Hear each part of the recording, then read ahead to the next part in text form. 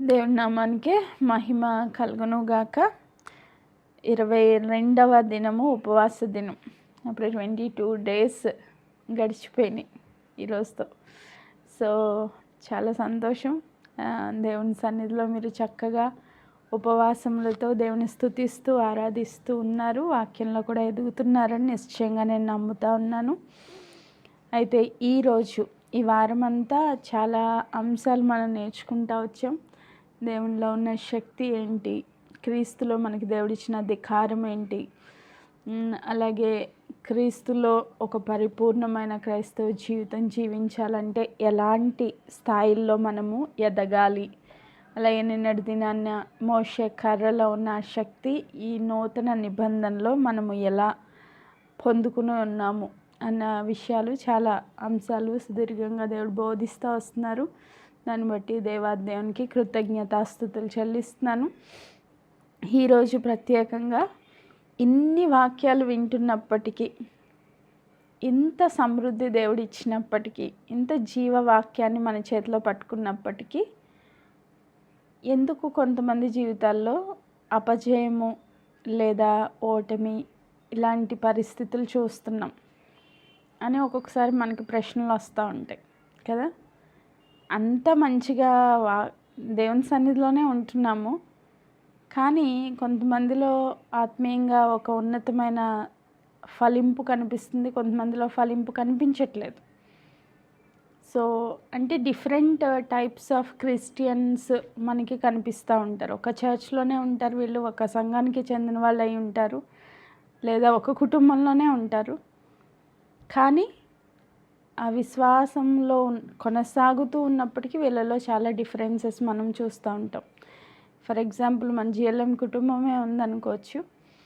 So ఈ కుటుంబంలో కూడా విశ్వాసంలో చాలా హెచ్చు తగ్గులు చూస్తూ ఉంటాను నేను. అంటే వీళ్ళతో మాట్లాడుతూ ఉన్నప్పుడు నాకు అది ఐడెంటిఫై అవుతూ ఉంటుంది. సో అటు రీతిగా ఈరోజు ఆత్మీయ జీవితంలో విశ్వాసుల యొక్క పరిస్థితులు ఎలా ఉన్నాయి, ఎందుకు అలా ఉన్నాయి అన్నది ఒక 4 రకాల విశ్వాసుల జీవిత విధానం గురించి మాట్లాడాలి అని ఈరోజు సిద్ధపడడం జరిగింది. 4 రకాల విశ్వాసులు ప్రతి సంఘంలోనే ఉంటారు, వీళ్ళు ఇంట్లో కూడా ఉండొచ్చు, రైట్. సో ఏంటి 4 రకాలు, దీంట్లో మనం ఎక్కడున్నాం అన్నది నేర్చుకుందాం. సో మనలో లోపం ఏంటో మనం గుర్తించగలిగితే ఆ లోపాన్ని సరిచేసుకుని మనం కూడా ఆత్మీయంగా ఎదిగి ఫలించడానికి అవకాశం ఉంటుంది. కాబట్టి సో ఎందుకు కొంతమంది తక్కువ స్థాయిలో, కొంతమంది ఎక్కువ స్థాయిలో, కొంతమంది పరిపూర్ణతలో కొనసాగుతున్నారు అన్నది మనం క్లియర్గా అర్థం చేసుకుంటే మన జీవితంలో కూడా ఒక ఎదుగుదల అనేది కనిపిస్తుంది.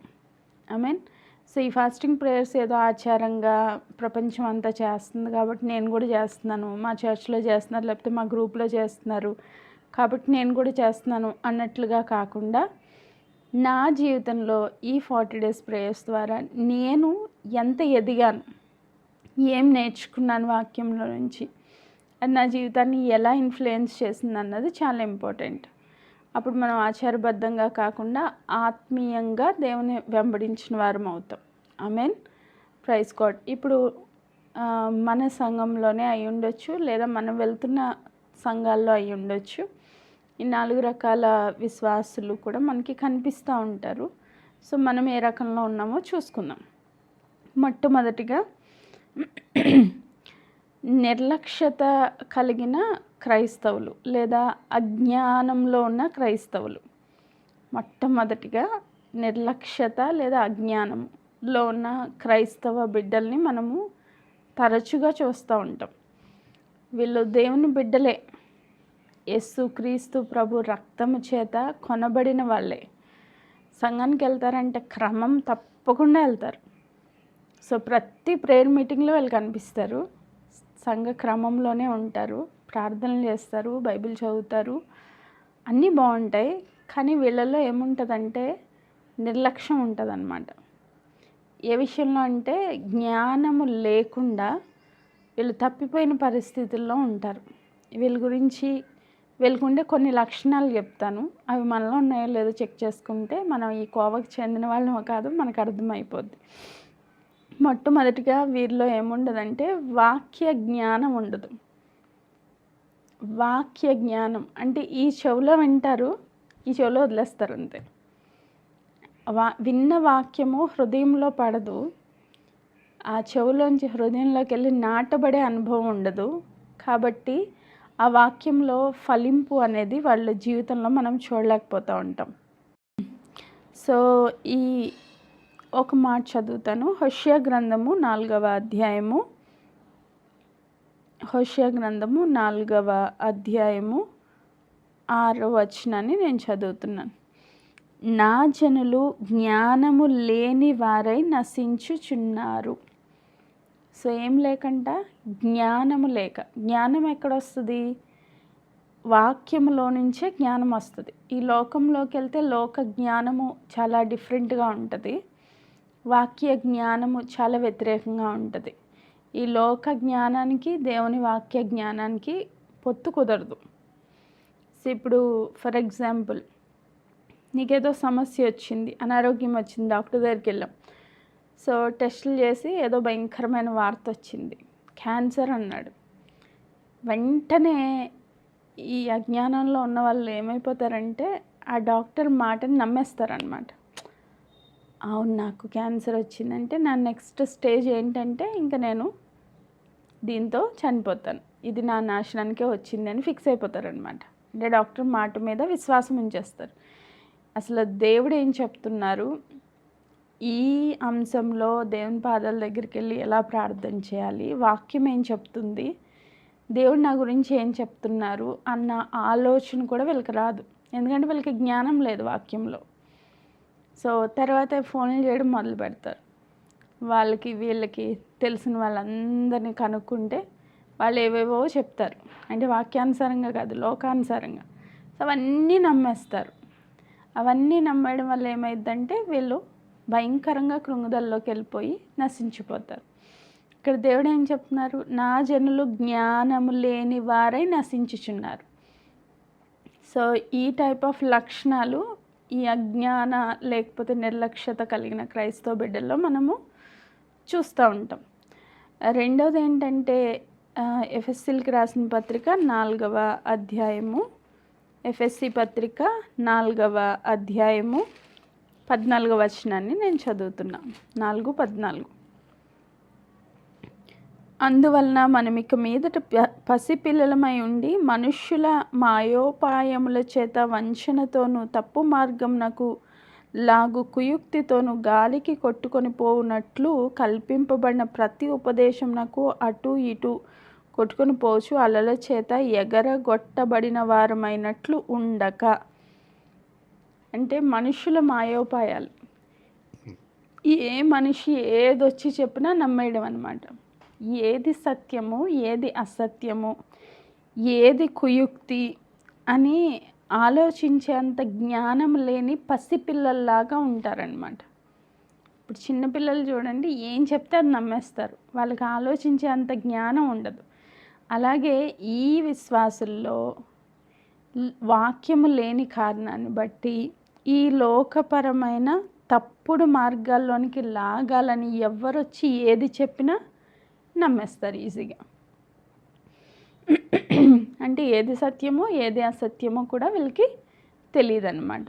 సో అలాంటి పరిస్థితులు మనం చూస్తూ ఉంటాం. అలాగనే ఇంకొక లాస్ట్ అండ్ ఫైనల్ వేళల్లో కనిపించే ఒక లక్షణం ఏంటి అంటే, కొరింథీయులకు రాసిన పత్రిక 15వ అధ్యాయము 34వ వచనాన్ని మనం చదివితే, కొరింథీ పత్రిక 15:34,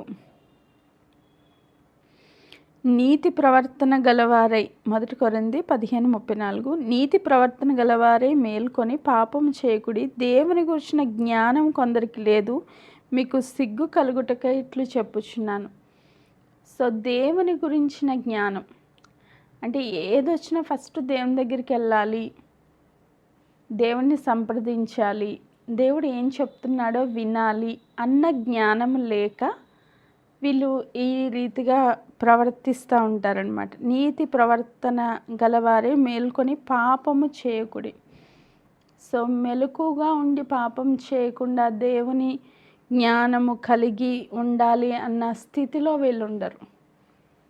ఇలాంటి అంటే దేవుని సన్నిధిలోనే వెళ్తున్నాము, క్రైస్తవ బిడ్డలమే అయినప్పటికీ లోక పద్ధతులు, లోక ఆచారాలు, అబద్ధాలని నమ్మడం, రకరకాల భయాలు కలిగి ఉండడం, ఇలాంటివన్నీ వీళ్ళలో మనం చూస్తామన్నమాట.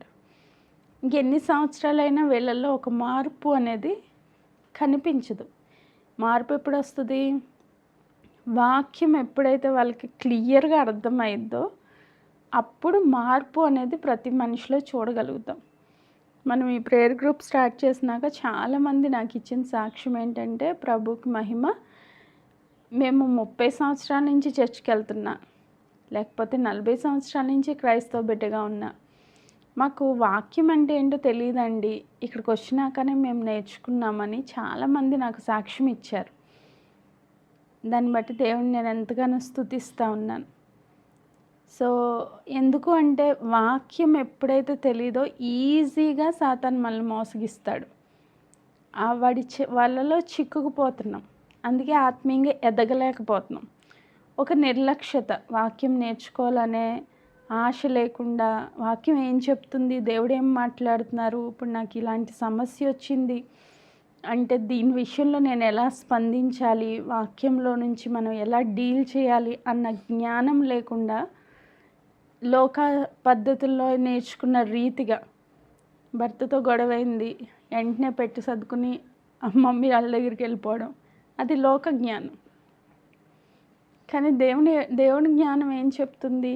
ఒకరినొకరు ప్రేమించుకుని లోబడండి అని చెప్తుంది. సో దేవుడు చెప్పిన రీతిగా నేను లోబడతాను, ప్రేమిస్తాను, ఓర్చుకుంటాను, ఇలాంటివి వాళ్ళకి జ్ఞానం ఉండదు. కాబట్టి ప్రాబ్లమ్స్ ఇంకా పెద్దగా అవుతాయి అన్నమాట. సో వీళ్ళల్లో ఏ విధమైన జ్ఞానం లేక అజ్ఞానులుగా, నిర్లక్ష్యంలో నశించిపోతున్న వ్యక్తులుగా, ఎదుగుదల లేని స్థితిలో కనబడుతూ ఉంటారు. ఇది మొదటి రకమైన క్రైస్తవ బిడ్డలు. ఏమేన్?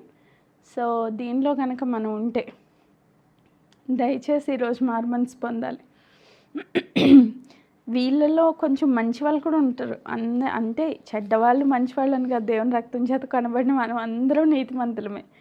కానీ ఎదుగుదల లేకపోవడం, ఇక్కడ ప్రాబ్లం ఏంటంటే ఎదుగుదల లేకపోవడం. వీళ్ళందరూ దేవుని బిడ్డలే. దేవుని బిడ్డల గురించే ప్రత్యేకంగా నేను మాట్లాడుతూ ఉన్నాను, బయట వ్యక్తుల గురించి కాదు. మీరందరూ దేవుని బిడ్డలే. మీరందరూ ఇక్కడ ఉన్న వాళ్ళందరూ క్రీస్తు రక్తంలో కడగబడిన పరిశుద్ధులే, నీతిమంతులే. సో అయినప్పటికీ మనలో ఎందుకు ఎదుగుదల రావట్లేదంటే ఒక నిర్లక్ష్యత, ఒక అజ్ఞానం. సో దీనికి ఒక ఎగ్జాంపుల్ ఇవ్వాలి అనుకుంటే, అపోస్తల కార్యాలు 18వ అధ్యాయంలో మనకి అపోల్లో అనే ఒక వ్యక్తి కనిపిస్తారు. 24 నుంచి చదివితే, ఒకసారి నేను చదువుతున్నాను చూడండి. అపోస్తల కార్యాలు 18వ అధ్యాయము 24వ వచనం. అలెగ్జాంద్రియా వాడైన అపోల్లో అను ఒక యూదుడు ఎఫెసునకు వచ్చెను. అతడు విద్వాంసుడు, లేఖనముల యందు ప్రావీణుడై ఉండెను. అతడు ప్రభు మార్గముల విషయమై ఉపదేశము పొంది తన ఆత్మయందు తీవ్రపడి యోహాను బాప్తిస్మము మాత్రమే తెలుసుకొనిన వాడై యేసును గూర్చిన సంగతులు వివరముగా చెప్పి బోధించుచు సమాజ మందిరంలో ధైర్యంగా మాట్లాడనారంభించెను. సో అపోల్లో ఏం చేస్తున్నాడంట, చాలా జ్ఞానము కలిగిన వ్యక్తి, విద్వాంసుడు, లేఖనముల యందు ప్రావీణ్యత గలవాడు.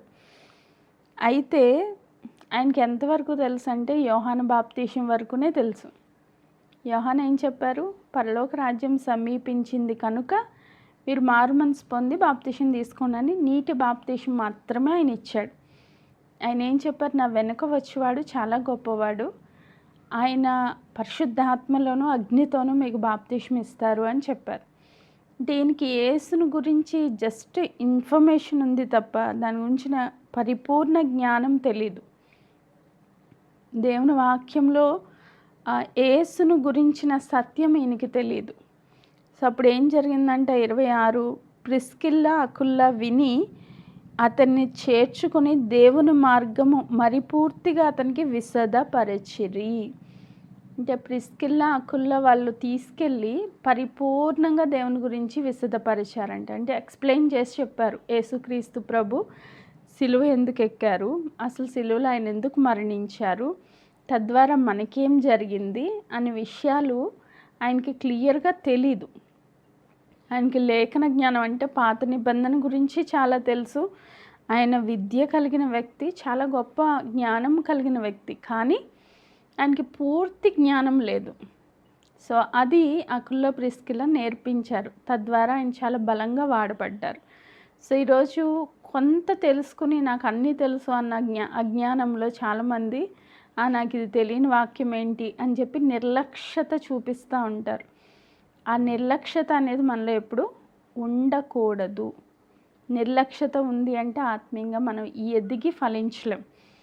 సో ఈరోజు నేర్చుకోవడం అనేది చాలా మంచి విషయం. అప్పుల్లో నేర్చుకున్నారు, తర్వాత దేవుని మార్గం గురించి ఇంకా బలముగా బోధించడం మొదలుపెట్టాడు ఆయన. సో ఈరోజు మనం అందరం నేర్చుకునే వ్యక్తులమే, నాతో సహా మనం అందరం నేర్చుకునే వాళ్ళమే.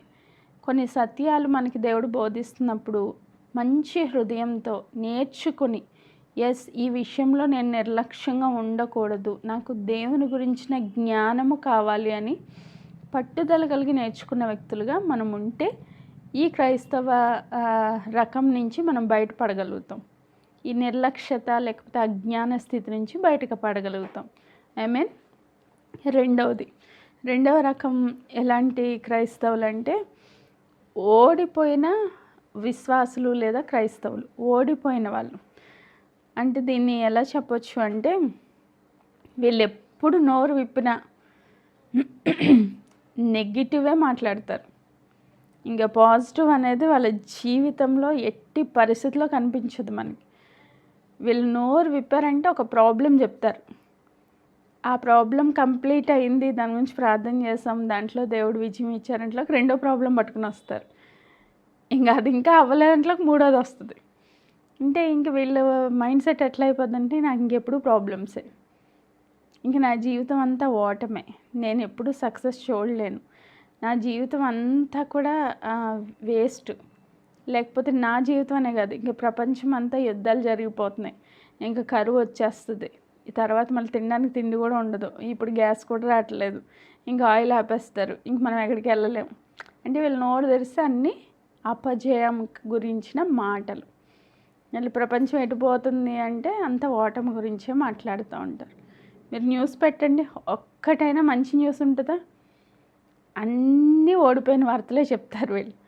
90% నెగిటివ్ న్యూసెసే ఉంటాయి. సో అలాంటి క్రైస్తవ బిడ్డలు అన్నమాట.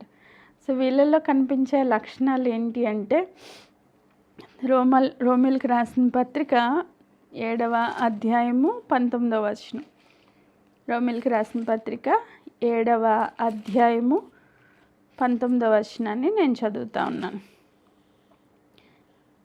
నేను చేయగోరు మేలు చేయక చేయగోరని కీడే చేయుచున్నాను. ఇక్కడ పౌలు గారు చెప్తున్నారు, నేను ఏదైతే మేలు చేయాలని అనుకుంటున్నానో అది చేయలేకపోతున్నాను, ఏదైతే కీడు చేయకూడదు అనుకుంటున్నానో అదే చేస్తున్నాను. ఇది శరీరానుసారమైన క్రియ అన్నమాట. సో ఎప్పుడు సిస్టర్ నాకు అసలు దేవుని కోసం రోషంగా బతకాలని ఉంది, కానీ అది నా వల్ల అవ్వట్లేదు. నేను పొద్దున్నే లేద్దాం అనుకుంటున్నాను, అలారం కూడా పెడుతున్నాను, కానీ ఆఫ్ చేసి పడుకుంటున్నాను.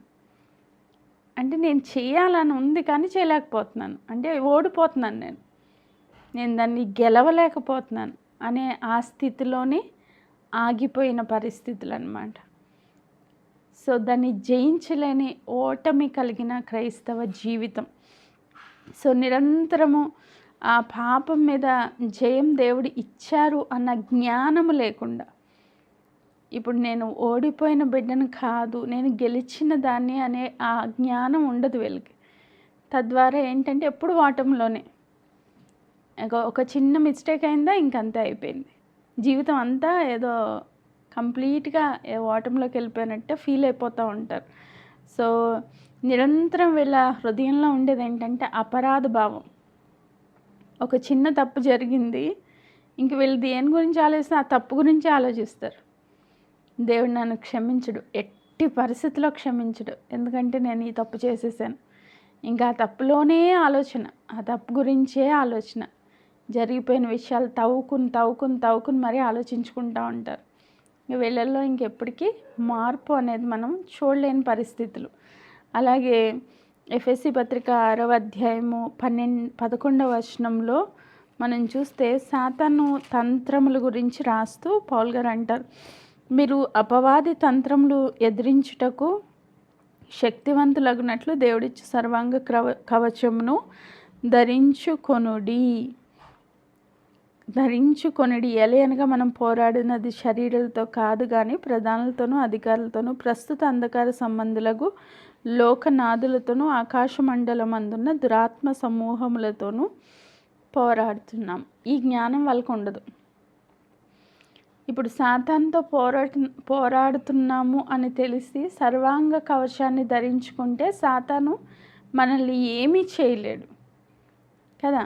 ఈ సర్వాంగ కవచము ఎలా ధరించుకోవాలి అంటే మన చేతిలో ఆత్మ ఖడ్గం ఉంది అన్న జ్ఞానం లేనప్పుడు ఏమైద్ది, సాతాను మనతో పోరాడినప్పుడు మనం ఓడిపోతాం. మనం ఆయుధాలు పట్టుకుని ఉంటే రెడీగా వాడు వచ్చినప్పుడు జయించగలుగుతాం. అసలు ఆయుధం ఉందనే జ్ఞానమే లేకపోతే ఓడిపోతాం, సో పడిపోతాం. అందుకే ఇప్పుడు సాతాను తంత్రాల గురించి మనం ఎరుగని వారము కాదు. మనకు అన్నీ దేవుని వాక్యంలో క్లియర్గా దేవుడు చెప్పారు. జయ జీవితాన్ని ఎలా జీవించాలి అన్న దాని గురించే వాక్యం చెప్తా ఉంది. కానీ వీళ్ళు ఎప్పుడు వాటంలోనే జీవిస్తూ ఉంటారు. దేవుడు ముందే చెప్పారు, సాతాను తంత్రాలు తెలుసు కాబట్టి మెలకుగా ఉండండి. వీళ్ళకి ఆ మెలకు ఉండదు. ఎప్పుడు ఓడిపోయిన స్థితిలోనే ఆలోచించడం, అదే స్థితిలో కొనసాగుతూ ఉంటారు. సో కాబట్టి వీళ్ళ జీవితంలో అపజయం అనేది మనకు కనిపిస్తుంది. అలాగే అసంతృప్తి అంటే సాటిస్ఫాక్షన్ లేని లైఫ్. ఇంకెప్పుడు చూసినా ఫలించలేని స్థితి, అసంతృప్తి. ఇంకా నా జీవితం ఇంతే, నేను ఇంకా పెద్దగా ఏం బాగుపడేది ఏం లేదు అన్నట్లుగా ఆలోచించడం. సో దేవుడు నా కోసం అన్నీ చేశారు, దేవుడు నన్ను ఆశీర్వదిస్తారు, దేవుడు నన్ను గొప్ప చేస్తారు, నా బిడ్డల్ని బ్లెస్ చేస్తారు, ఇలా ఆలోచించరు వాళ్ళు. నా జీవితంలో ఏం పెద్ద మార్పు కనిపించట్లేదు, నా బిడ్డల్లో మార్పు కనిపించట్లేదు, నా భర్తలో మార్పు కనిపించట్లేదు, ఇంక ఈ వ్యక్తి ఎప్పటికీ మారడు, ఇట్లా ఓటమి గురించి మాట్లాడుతూ ఉంటారు. అసంతృప్తితో జీవిస్తూ ఉంటారు. సాటిస్ఫాక్షన్ లేని లైఫ్ వీళ్ళలో మనం ఎక్కువగా చూస్తూ ఉంటాం. సో ఇది రెండవ రకం క్రైస్తవ విశ్వాసులు. మొదటిది నిర్లక్ష్యత లేదా అజ్ఞానం, రెండవది ఓటమి కలిగిన విశ్వాసులు, మూడవది వీళ్ళు పోరాడే విశ్వాసులు. సో నిరంతరం పోరాటమే, ఎప్పుడు చూసినా వీళ్ళు పోరాడుతూనే ఉంటారు. దేనికి పోరాడతారంటే మనము దీనికి బెస్ట్ ఎగ్జాంపుల్గా పేతురు గారిని తీసుకోవచ్చు. పేతురు గారి జీవితం చూస్తే అపోస్తల కార్యాలు ముందు యేసుక్రీస్తు ప్రభు దగ్గరికి వచ్చినప్పుడు ఆయన జీవితాన్ని మనం చూస్తే ప్రభు నీటి మీద నడవడం చూశారు. వీనికి ఎంత ఎగ్జైట్మెంట్ అంటే ప్రభు నడుస్తున్నారంటే నేను కూడా నడవాలి, చాలా మంచి కోరిక. ఎవరికి రాలేదు, అది ఆయనకు ఒక్కడికే వచ్చింది. నడవాలి అని అనుకోవడం చాలా మంచిది, దిగి ధైర్యంగా అడుగేయడం కూడా చాలా మంచిది. అడుగు వేసిన వాడు కొంచెం దూరం నడిచిన తర్వాత గాలి వైపు చూశాడంట. అంటే స్థిరత్వం లేదన్నమాట. ఫోకస్ అంతా దేవుని మీద పెడితే పడిపోయే ఛాన్స్ వచ్చేది కాదు. ఇంకా సడన్గా ఆయన చూపు డీవియేట్ అయింది, గాలి వైపు, తుఫాన్ వైపు చూడడం మొదలుపెట్టాడు. అది భయంకరంగా కనిపించింది, మునిగిపోవడం స్టార్ట్ అయిపోయింది. అంటే కొంత విజయం కొంత ఓటమి. మళ్ళీ వెంటనే ప్రభువా నువ్వు నాకు సహాయం చేయనేసరికి దేవుడు చేయి పట్టుకుని లేపుతారు. సో అక్కడ మనం చూస్తాం, గెత్సెమనే తోటకి తీసుకెళ్తారు ప్రభు. తీసుకెళ్ళి నేను శోధనలో ప్రవేశించకుండా మీరు మెలకుగా ప్రార్థన చేయండి అంటారు. ఆయన ఒక్కసారి వెళ్ళి మళ్ళీ వచ్చేసరికి వెళ్ళి నిద్రపోతూ ఉంటారు. అంటే శరీరానుసారంగా కూడా వాళ్ళు బలహీనులు అన్నమాట. మళ్ళీ ప్రభు లేపిన వెంటనే లేచి మళ్ళీ మోకాళ్ళు వేస్తారు, మళ్ళీ ప్రార్థన చేయడం మొదలు పెడతారు. మళ్ళీ కొంచెం సేపు అయ్యి మళ్ళీ ప్రభు వచ్చేసరికి మళ్ళీ నిద్రపోతూ ఉంటారు. మళ్ళీ ప్రభు లేపుతారు. ఒక గడి అయినా నా కోసం మీరు మెలకుగా ఉండి ప్రార్థన చేయలేరా అని దేవుడు అడిగినప్పుడు మళ్ళీ లేచి మళ్ళీ మోకాళ్ళు వేస్తారు వాళ్ళు. పోన్లే మేము ఓడిపోయామని ఒప్పుకోరు, పోరాడతారు. గెలవాలి ఎలా అయినా దేవుని కోసం నిలబడాలి, ఆశ చాలా మంచిది, కానీ స్టాండ్ అవ్వలేరు. సో మళ్ళీ పడిపోయారు, మళ్ళీ నిద్రపోతూ ఉంటారు. ఇంక మూడోసారి ఇంక ప్రభు అంటారు, మీ ఆత్మ సిద్ధమే కానీ మీ శరీరం బలహీనమైపోయింది, కాబట్టి మీరు నిద్రపోండి, బెస్ట్ నిద్రపోండి, ఇంక లేవాల్సిన అవసరం లేదు, టైం వచ్చేసింది అని చెప్తారు ప్రభు. సో అలా పోరాటం ఉంది, గెలవాలన్న ఆశ ఉంది, కానీ సరైన అంటే సమ్టైమ్స్ వీళ్ళు శక్తి మీద ఆధారపడతారు, లోకం వైపు చూస్తూ ఉంటారు, పరిస్థితుల వైపు చూస్తూ ఉంటారు, స్వశక్తితో కార్యాలు చేయాలని ఆశపడుతూ ఉంటారు. ఇంకా అక్కడ సైనికులను తీసుకుని యూదా ఇస్కరియోతు రాగానే పేతురు గారు ఏం చేస్తారు, వెంటనే కత్తి తీసి ఠాక్మని ఆ చెవి నరికేస్తారు. అంటే శరీరంలో నుంచి కొంతసేపు ఆయన కనిపిస్తాడు, కొంతసేపు ఆత్మీయంగా కనిపిస్తాడు.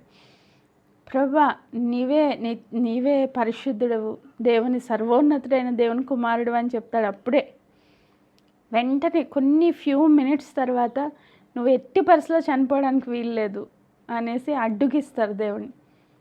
ప్రభు ఏం చెప్తారు, సాతానా నువ్వు వెనక్కిపో అంటారు పేతురు గారిని చూసి. అంటే అన్ని యాంగిల్స్ ఆయనలో మనకి కనిపిస్తూ ఉంటాయి. సమ్టైమ్స్ శరీరంలో మాట్లాడుతూ ఉంటాడు, సమ్టైమ్ ఆత్మీయంగా మాట్లాడుతూ ఉంటాడు. ఒక స్టెబిలిటీ లేదనమాట ఆయనకి. సో ఇలాంటి క్రైస్తవ బిడ్డలు కూడా ఉంటారు. కొంత విజయం, కొంత అపజయం. అంటే దాన్ని అపజయాన్ని ఒప్పుకోరు, మళ్ళీ పోరాటం సాతానుతో నేను పోరాడుతున్నానండి అని చెప్తూ ఉంటాను. సో నిరంతరం ఇది పోరాటంలాగే మనకి కనిపిస్తూ ఉంటుంది. ఇంకెప్పుడు చూసినా విజయంలో కొనసాగే పరిస్థితి ఉండదు. సో అట్లాంటి స్థితిలో వచ్చారు కాబట్టి ఆయన ఒక స్టేట్మెంట్ ఇస్తారు పేతురు గారే. 1 పేతురు పత్రిక 5వ అధ్యాయము 8వ వచనం ఆయన చెప్పిన మాట, ఆయన ఎక్స్పీరియన్స్ నుంచి పరిశుద్ధాత్మ దేవుడు నడిపించి రాయించిన మాట. నిబ్బరమైన బుద్ధి గలవారే మెలకుగా ఉండుడి, మీ విరోధి అయిన అపవాది గర్జించు సింహం వలె ఎవరిని మృంగుదునా అని వెతుకుచూ తిరుగుచూ ఉన్నాడు. సో సాతాను ఏమి ఖాళీగా లేడు, మనల్ని ఎప్పుడు పడగొట్టాలా అని ఆడు వెతుకుతున్నాడు. కానీ మీరేం చేయాలి, నిబ్బరమైన బుద్ధి గలవారే మెలకువగా ఉండుడి, పడుకోవద్దు, ఆత్మలో నిద్రపోవద్దు. సో స్ట్రాంగ్ ఉండండి, స్ట్రైట్గా నిలబడండి దేవుని సన్నిధిలో అని ఆయన చెప్తా ఉన్నారనమాట. Praise God. సో ఆ పోరాటంలో మనము విజయం చూడడానికే యేసుక్రీస్తు ప్రభు ఈ లోకానికి వచ్చారు. సో ఈ ముగ్గురు విశ్వాసుల యొక్క స్థితిగతులు మనం చూస్తే, మొదటి వాళ్ళు అజ్ఞానంతో లేదా నిర్లక్ష్యతతో ఓటమిని చూస్తున్నారు, సరైన ఆత్మీయ జీవితాన్ని కలిగి లేరు. రెండో వాళ్ళు ఎప్పుడు ఓడిపోయామన్న స్థితిలో ఒక నెగిటివ్నెస్లో బ్రతుకుతూ ఉన్నారు. మూడో వ్యక్తులు పోరాడుతున్నారు కానీ విజయాన్ని చూడలేకపోతున్నారు. ఇంకా ఫైనల్గా 4వ రకం చాలా చాలా చాలా ఇంపార్టెంట్. ఇది ఈ స్థితిలో కనుక మనము స్థిరపరచబడగలిగితే మనం జీవితంలో సంతోషంగా దేవుళ్ళ కొనసాగగలుగుతాం. ఆమేన్. Praise God. ఈ చివరి వ్యక్తులను ఎలా విశ్లేషించవచ్చు అంటే విజేతలు లేదా విజయములో కొనసాగే విశ్వాసులు. ఆమేన్. విజయములో కొనసాగే విశ్వాసులు. సో వీళ్ళకి ప్రాబ్లమ్స్ లేవా అంటే చాలా ఉంటాయి. పరిస్థితులు అన్నీ అనుకూలంగా ఉన్నాయంటే ఆ పరిస్థితి అనుకూలంగా ఉండదు. కానీ ఆ అననుకూల పరిస్థితుల్లో అపజయాల్లో కూడా వీళ్ళ విజయాన్ని చూసే వ్యక్తులు. ఆమేన్. Praise God. వీళ్ళనే విన్నర్స్ లేదా విజయంలో కొనసాగే విశ్వాసులు అని మనం హెడ్డింగ్ పెట్టుకోవచ్చు. సో దీనికి మొట్టమొదటిగా వీళ్ళల్లో కనిపించే లక్షణాలు ఏంటంటే లక్ష్యం వైపు పరిగెట్టడం. సో వీళ్ళకి ఒక ప్రత్యేకమైన గురి గమ్యం ఉంటుంది. ఏదో జరిగిపోతుంది, జీవితం ముందుకెళ్ళిపోతుంది, ఏదో నడిచిపోతున్నాం అన్నట్లుగా కాకుండా ఒక ప్రత్యేకమైన ప్రణాళిక ఉంటుంది, ఒక గురి ఉంటుంది, ఒక గమ్యం ఉంటుంది. సో ఒక విన్నింగ్ స్పిరిట్లో ఖచ్చితంగా ఒక పరుగు పందెం పరిగెడుతున్నారనుకోండి, వాళ్ళు స్టార్టింగ్ పాయింట్ ఎండింగ్ పాయింట్ ఉంటుంది. స్టార్ట్ చేశాక ఎండింగ్ పాయింట్ వరకు ఆపకుండా పరిగెట్టాలి. అది కూడా చాలా ఫాస్ట్గా పరిగెట్టాలి. మధ్యలో ఏం కనిపించినా, ఎలాంటి డీవియేషన్స్ వచ్చినా, డిస్ట్రాక్షన్స్ వచ్చినా తప్పిపోకుండా మన దృష్టి ఎక్కడ ఉండాలి? గమ్యం మీదే ఉండాలి. సో పరిగెడుతూనే ఉండాలి, ఆగిపోకూడదు. ఇలాంటి ఒక గురి కలిగిన వ్యక్తులుగా మనము ఈ యొక్క విజయవంతమైన క్రైస్తవ బిడ్డల జీవితాలు చూస్తూ ఉంటాం. దానిలో మనకి బెస్ట్ ఎగ్జాంపుల్ ఎవరంటే పౌల్ గారు. సో ఆయన ఎలా చెప్తారంటే, నేను గురి వద్దకే పరిగెడుతున్నాను, నా పరుగు కడముట్టిస్తాను అని. సో ఆయనకు ఒక గురి ఉంది. ఫిలిప్పీలకు రాసిన పత్రిక మాట చదువుతాను చూడండి. 3వ అధ్యాయము, ఫిలిప్పీ పత్రిక 3వ అధ్యాయము 13వ వచనాన్ని నేను చదువుతున్నా. 3:13. సహోదరులారా, నేను ఇదివరకే పట్టుకొని ఉన్నానని తలంచుకొనను, అయితే ఒకటి చేయుచున్నాను, వెనకున్నవి మరిచి ముందున్న వాటి కొరకే వేగిరపడుచు క్రీస్తు యేసునందు దేవుని ఉన్నతమైన పిలుపునకు కలుగు బహుమానం పొందవలనని గురి యొద్దకే పరిగెట్టుచున్నాను. ఆమేన్. నాకు అన్నీ తెలుసు అని నేను అనుకోను. నేను ఇదివరకే కంప్లీట్గా నేను జ్ఞానవంతుడిని అని అనుకోను. కానీ ఏం చేస్తున్నానంట, నేను ఒకటి చేస్తున్నాను. ఏం చేస్తున్నాను? వెనుకున్నవి మరచి. అంటే నా జీవితంలో ఓటమి వచ్చిందా, బలహీనత వచ్చిందా, పడిపోయానా, కృంగిపోయానా, ఇవన్నీ పక్కన పడేసి వెనుకున్నవన్నీ మర్చిపోయి ముందుకు వెళ్ళిపోతున్నాను. నేను ఎక్కడికి వెళ్తున్నాను? క్రీస్తు యేసు నందు దేవుని ఉన్నతమైన పిలుపునకు కలుగు బహుమానం పొందాలి అని. దేవుడు నన్ను ఎందుకైతే పిలుచుకున్నాడో, దేవుడు నన్ను ఎందుకు ఏర్పరచుకున్నారో, ఆ బహుమానాన్ని నేను పొందుకోవాలని గురి వద్దకే నేను పరిగెడుతూ ఉన్నాను అంటున్నారు. సో ఆ పరుగు మధ్యలో ఆపడానికి వీల్లేదు. చివరికి గమ్యం చేరేంత వరకు ముందుకే నేను కొనసాగుతున్నాను అని చెప్తున్నారు. సో ఆయనకు ఒక స్పష్టమైన గురి, గమ్యం ఉంది కాబట్టే ఆయన అంత క్లియర్గా చెప్పగలిగారు. నన్ను పోలి మీరు నడుచుకోండి, నేను క్రీస్తును పోలి నడుచుకున్నాను. యేసుక్రీస్తు ప్రభు ఈ లోకంలోనికి వచ్చినప్పుడు ఆయనకి మొత్తం తెలుసు కదా. శిలువ కార్యం చేయాలని తెలుసు, ఆయన చనిపోతారని తెలుసు, ఆ తర్వాత 3వ దినాన్ని లేస్తారని తెలుసు, అన్నీ తెలుసు. ఆయన గురి కలిగి ఈ లోకానికి వచ్చారు. సో యాజ్ ఇట్ ఈస్గా పౌల్ గారికి కూడా ఆయన విజన్ అంతా ఇచ్చారు. సో నువ్వు ఈ పని చేయడానికే ఆయన ఎన్నుకున్నప్పుడే చెప్పారు, అన్యజనులకు నిన్ను వెలుగుగా నియమించి తిని. సో ఎన్ని సంఘాలు కట్టాలో దేవుడు చెప్పుకుంటూ ప్రతి స్థలానికి తీసుకెళ్ళి అత్యధికమైన విజయాన్ని ఇచ్చి నడిపించుకుంటూ వెళ్ళారు. మరి ఈ సంఘాలు కట్టే క్రమంలో ఆయనకి ఏమీ ప్రాబ్లమ్స్ రాలేదా అంటే చాలా వచ్చినాయి. కానీ ఆయన గురి ఏంటి, ఆయన గమ్యం ఏంటో ఆయనకు తెలుసు కాబట్టి ఇవన్నీ మర్చిపోయి దేవుడిచ్చే బహుమానం కోసం పరిగెట్టాడంట ఆయన. ఆమేన్. సో ఈ విజయంలో కొనసాగే విశ్వాసుల్లో ఈ మొదటి లక్షణంగా ఈ లక్షణాన్ని మనం చూస్తాం. ఇది మనలో ఉందా లేదా అన్నది ఒకసారి పరీక్ష చేసుకుందాం. 2వ లక్షణం, శ్రమల్లో కూడా ఆనందించటం. శ్రమలో కూడా ఆనందం. సో వీళ్ళకి చాలా శ్రమలు వచ్చినాయి. పౌల్ గారి జీవితంలో చూస్తే ఆయన సాక్ష్యం చదివితే భయంకరంగా ఉంటుంది కదా. ఆయన పొందిన ఆ సాక్ష్యాన్ని కనుక మనం చదివితే, ఒకసారి చదువుతున్నాను చూడండి. 2వ కొరింథీ పత్రిక 11వ అధ్యాయము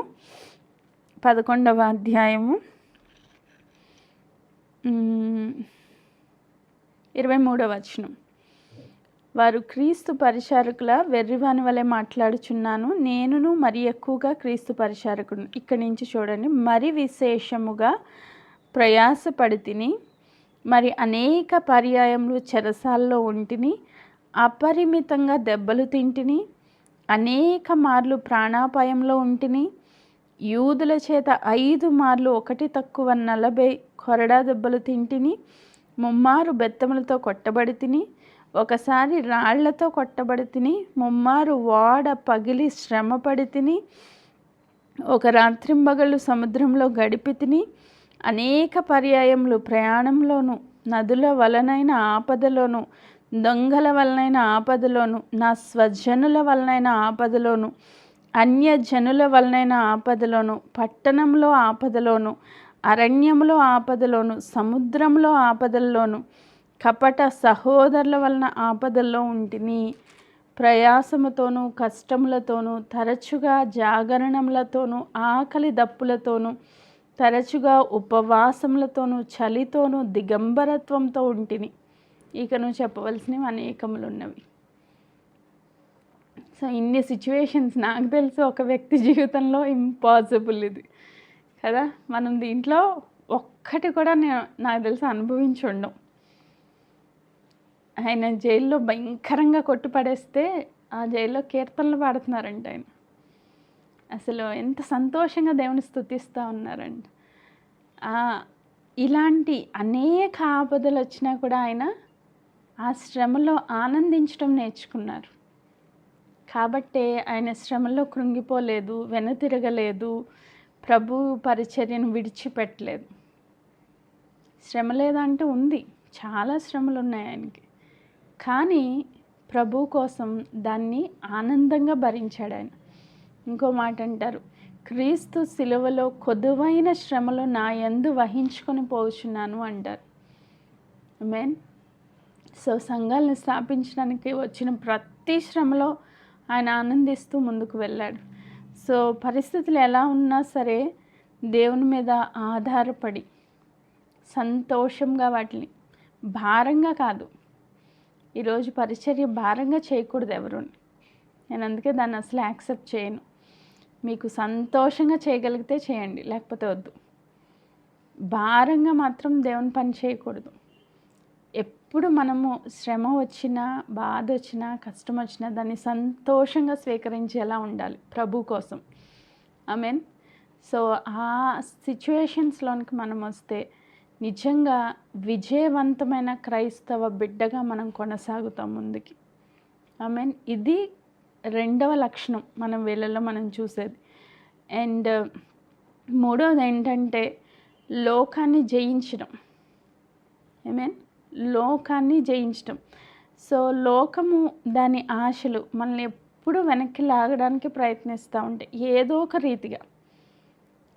ఒక రీతిగా మనల్ని లోకంలోకి లాగడానికి సాతాను ప్రయత్నిస్తూనే ఉంటాడు.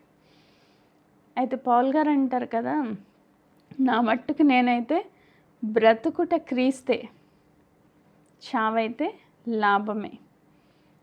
సో అంటే ఆయన జీవితాన్నే దేవునికి సమర్పించేసుకున్నారు. ఇక మీదట బ్రతికేది నేను కాదు, నా యందు క్రీస్తే జీవిస్తున్నాడు అని. అంటే కంప్లీట్గా డెడికేట్ చేసేసుకున్నారు ఆయన. లోకాన్ని జయించేశారు ఆయన. ఆమేన్. యేసుక్రీస్తు ప్రభు జయించారు అంటే ఆయన దైవ కుమారుడు కాబట్టి అనుకుంటాం మనం. మరి మనకలాంటి హ్యూమన్ బీయింగ్, మనకలాంటి రక్త మాంసములు కలిగిన వ్యక్తే, మనకలా తల్లిదండ్రులకు పుట్టిన వ్యక్తే, మనకలా పాపంలో పుట్టిన వ్యక్తి అయినప్పటికీ పౌల్ గారు లోకాన్ని జయించారంట. ఆమేన్. ఈరోజు మనం ఏ స్థితిలో ఉన్నాం? సో రోమీయులకు రాసిన పత్రిక 8వ అధ్యాయము 37వ వచనాన్ని నేను చదువుతున్నా. రోమా పత్రిక 8వ అధ్యాయము 37వ వచనం. మనలను ప్రేమించిన వాని ద్వారా మనము వీటన్నింటిలో అత్యధికమైన విజయాన్ని పొందుతున్నాం. ఏటన్నింటిలో? పైన చదవాలి. 35లో చూస్తే, క్రీస్తు ప్రేమ నుండి మనలను ఎడబాపు వాడెవడు?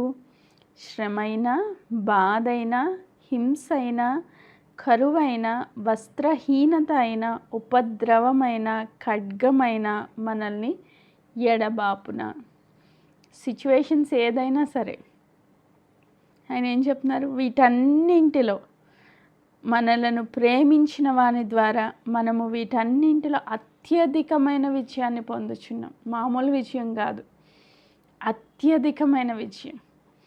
ఈ లోకంలో వచ్చేది ఏదైనా సరే, అది బాధ అవనివ్వండి, అనారోగ్యం అవనివ్వండి, కష్టం అవనివ్వండి, లేని స్థితి అవనివ్వండి, కుటుంబ సమస్య అవనివ్వండి, ఏది వచ్చినా సరే దేవుని ప్రేమ నుంచి మనల్ని ఏది కూడా ఎడబాపనేరదు. ఫస్ట్ ప్రిఫరెన్స్ మనం దేవుడికి ఇచ్చినప్పుడు, ఆ ప్రేమలో మనము అంటు కట్టబడినప్పుడు ఇవేవి కూడా మనల్ని కదిలించలేవు. మన లోకము కదిలించలేదు. ఒక స్థిరమైన విశ్వాసం కలిగి దేవుని ప్రేమలో ముందుకు కొనసాగగలుగుతాం. లోకాన్ని జయించగలుగుతాం, ఆ పరిస్థితులను జయించగలుగుతాం, అత్యధికమైన విజయంలో కొనసాగగలుగుతాం. సో ఈ విజయవంతమైన క్రైస్తవ బిడ్డల జీవితంలో లోక సంబంధమైనది ఏది కూడా వాళ్ళని ఇన్ఫ్లుయెన్స్ చేయలేదు. సో లోకాన్ని జయించి ముందుకు వెళ్ళిపోతారు. సో ఆ లక్షణాన్ని మనము చూడగలుగుతాం. అండ్ చివరిగా ఫైనల్గా ఒక సాక్ష్యాన్ని కలిగి, ఒక మంచి సాక్ష్యాన్ని కలిగిన వ్యక్తులుగా వీళ్ళు కనిపిస్తారు. ఒక ముగింపులో ఒక మంచి సాక్ష్యాన్ని కలిగిన వ్యక్తులుగా ఉంటారు. పౌలు గారు చెప్తారు కదా, తిమోతికి రాసిన 2వ పత్రిక 2వ అధ్యాయము 4వ వచనం నుంచి నేను చదువుతున్నా. తిమోతికి రాసిన 2వ తిమోతి పత్రిక 4వ అధ్యాయము 7వ వచనం నుంచి చదువుతున్నా. 4వ అధ్యాయము 7వ వచనం. మంచి పోరాటం పోరాడి తిని, నా పరుగు కడముట్టించి తిని, విశ్వాసాన్ని కాపాడుకొంటిని. ఇక మీదట నా కొరకు నీతి కిరీటం ఉంచబడి ఉన్నది. ఆ దినమందు నీతిగల న్యాయాధిపతి అయిన ప్రభువు అది నాకు మాత్రమే కాకుండా తన ప్రత్యక్షతను అపేక్షించు వారందరికీ అనుగ్రహించును. ఇక్కడ పౌలు గారు చెప్తున్నారు, నేను మంచి పోరాటం పోరాడాను, నా పరుగు కంప్లీట్ చేశాను. అంటే ఇది ఒక సాక్ష్యముగా చెప్తున్నాడు ఆయన. సో నాకు దేవుడిచ్చిన ప్రతి పని ఫుల్ఫిల్ చేశాను. నా పట్ల ఆయన కలిగి ఉన్న ప్రతి ప్రణాళికను నేను ముగించాను. ఒక మంచి పోరాటాన్ని పోరాడాను. ఇక మీదట నా కొరకు ఏముంది? నీతి కిరీటం. సో ప్రభు ఆయన కొరకు నీతి కిరీటం పట్టుకుని సిద్ధంగా ఉన్నారు. ఆయన మహిమలో ప్రవేశిస్తే ఆ నీతి కిరీటం ఆయన తలపై ఉంచబడింది. సో అది నా న్యాయాధిపతి అయిన ప్రభు, అది నాకు మాత్రమే కాదు, నాలాగా ఈ లోకంలో మంచి పోరాటం పోరాడిన ప్రతి ఒక్కరికి దేవుడిస్తారు. దేవుని ప్రత్యక్షత కొరకు అపేక్షించి వారందరికీ ఇస్తారంట. మరి ఈరోజు మనం ఎలాంటి స్థితిగతుల్లో ఉన్నాము?